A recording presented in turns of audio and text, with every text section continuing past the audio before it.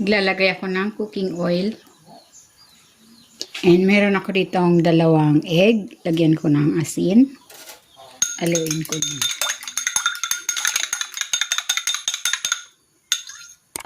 Lulutuin ko muna ito.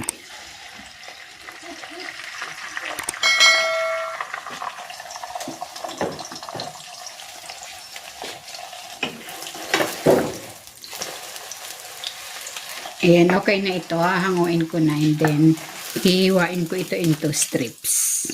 Magigisa na ako ng bawang.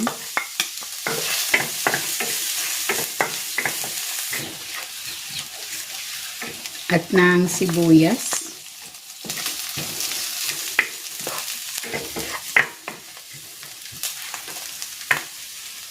Igisa ko na dito itong boiled chicken breast.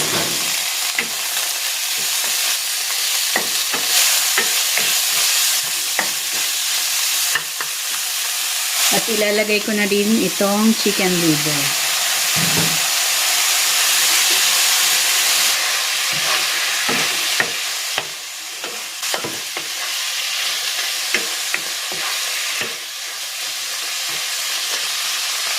Ilalagay ko na rin itong tengang daga or ito yung tinatawag na wood ear mushroom.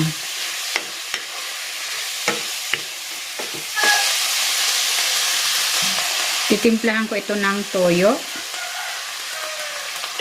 at ng oyster sauce. Lalagyan ko rin ito ng paminta.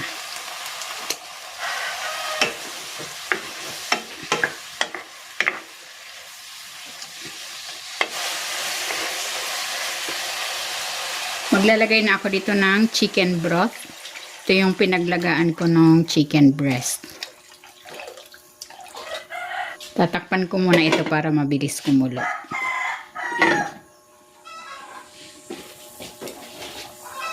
Ayan, kumukulo na. Ilalagay ko na itong sotanghon.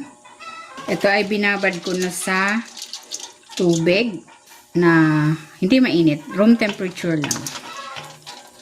Binabad ko ito for 10 minutes.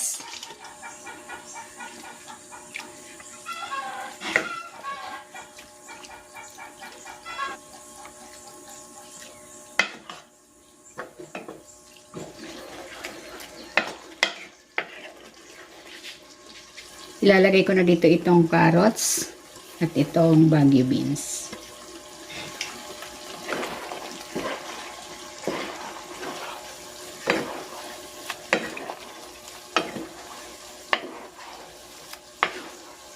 Ilalagay ko na rin itong repolyo.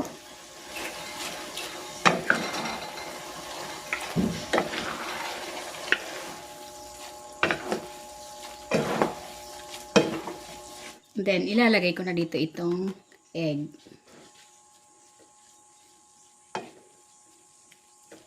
Ayan, luto na itong sotanghon gisado. Hahanguin ko na ito.